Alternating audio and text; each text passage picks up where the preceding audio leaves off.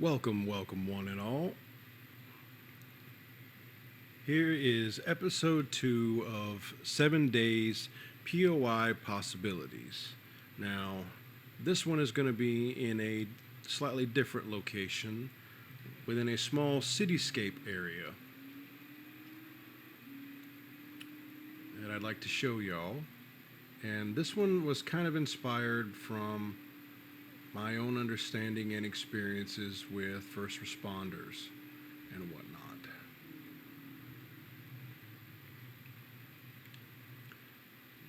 Welcome to the NfD Relief Aid building. This originally was an NfD fire station located in Diresville on the Navisgain default map.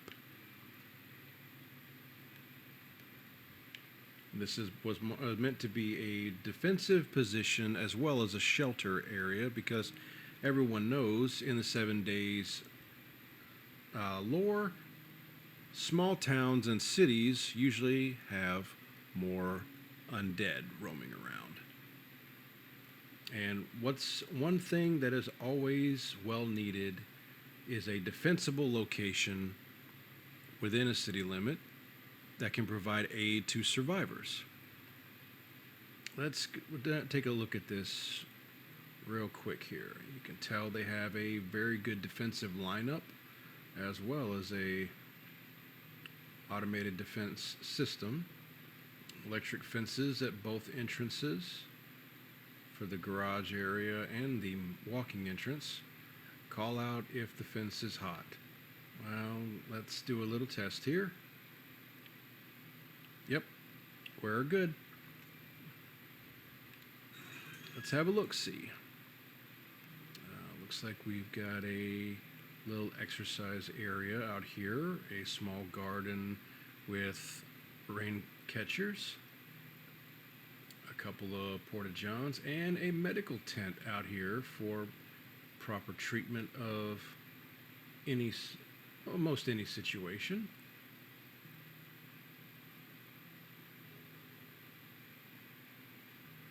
Let's continue on. Someone managed to get some vending machines up and running. This will be good once the scavengers come back with restock items. And we have a food truck back here. Let's see, what's on the menu today? Looks like a wide assortment of things. Let's see if we can slip back to the trailer here, see what we got. Gas grill, wood burning cooker, various cooking area supplies, plenty of water, and all the usual necessities. These can be operated by players on any PvE or PvP server. Turret systems are well mounted across the concrete walls. And looks like there is a small alleyway here where there is a workbench along with the other defensible positions.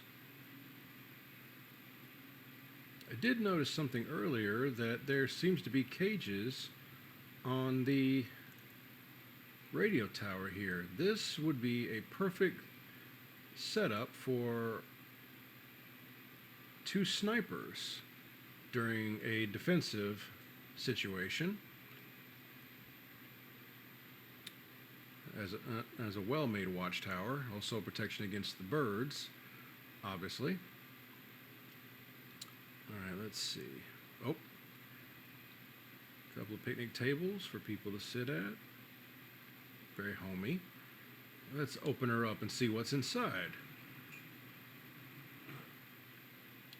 Looks like this is the rest of the workshop. This way leading out to one of the benches. Let's see, what do we have here? This appears to be a last resort shelter to protect any extra civilians during a dire circumstance. Smart move. Got working stations, storage,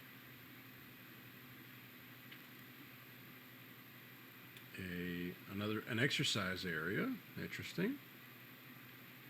Very nice. Let's see. And then, of course, we have a modest bedroom for anybody on watch. Let's slide upstairs and see what we have up here.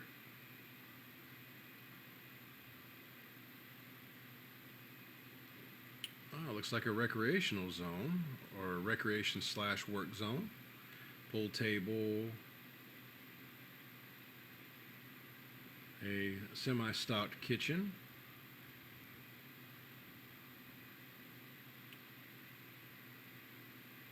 Looks like they traded out the windows for steel storm shutters, which is very smart. Bathroom.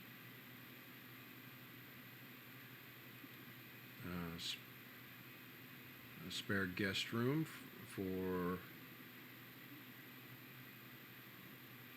the bunk beds, and a couple other bunk beds here. These windows would make great sniping positions.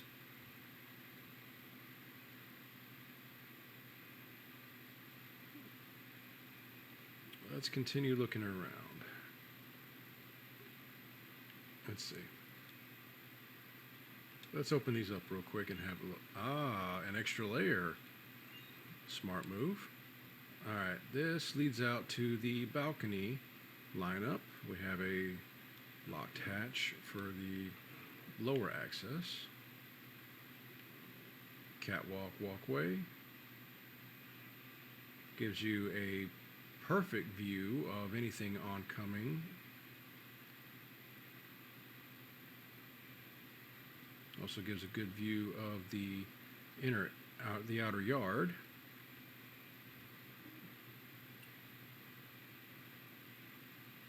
And even all the way around to the front.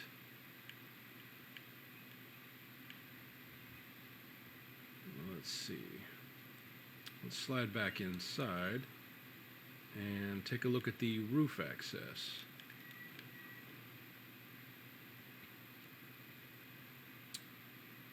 Let's see here. Moving on up the bell tower.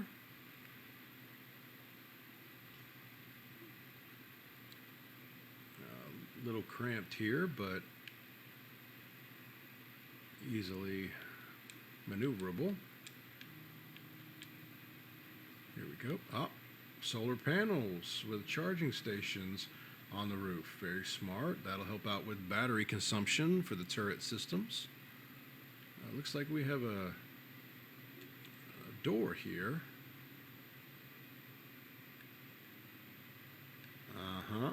This must be a sniper's room. Somebody who keeps watch over during the nights. Handy radio. Very, very good. And let's see, what's this? I see a tent cover here.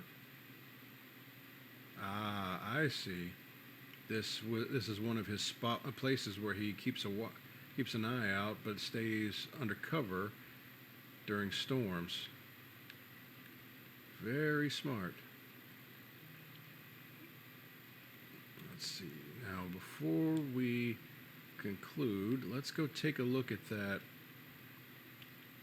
radio tower and see what we can see here.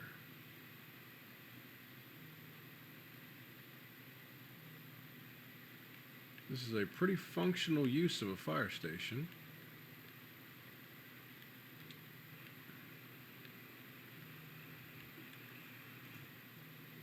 Let's go take a look at this.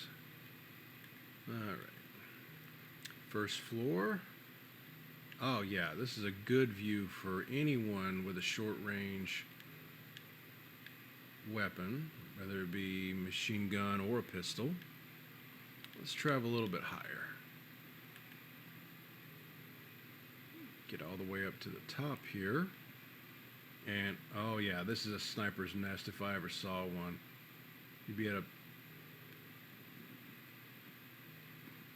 bullseye anything if you're a good enough shot. And it even has a closed hatch for extra defense. Nice. And let's see here. This is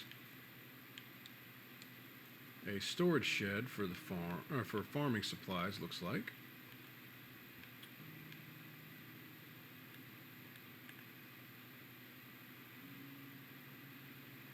Definitely some support for our right to bear arms.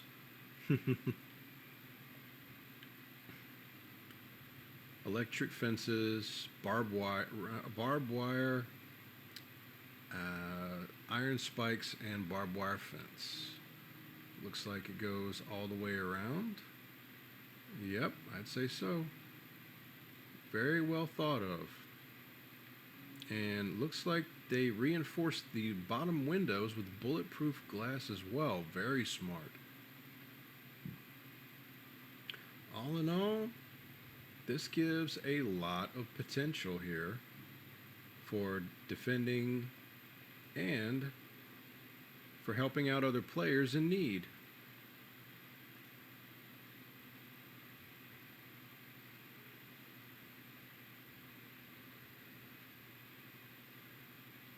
So all in all, another good location for a cityscape area, especially considering the fact that the largest building in the center of town is most likely going to have the greatest amount of undead in. And whenever you've got large groups, you definitely need a well-defended position that can both assist and protect at the same time. But that about does it for episode 2, the fire station relief aid location in Diresville. I hope you guys enjoyed the show. I hope this gave you some creative ideas for your own servers. Keep an eye out for episode 3 coming up in the next week. If you haven't already checked it out, please go back and check out episode 1, which is the middle of nowhere location known as the Last Stop gas station. Hopefully it'll give you some fresh ideas for building on your own servers while you're playing amongst friends. Get those creative juices flowing. As always, I'll appreciate you guys checking out the video, and I'll see you on the next one.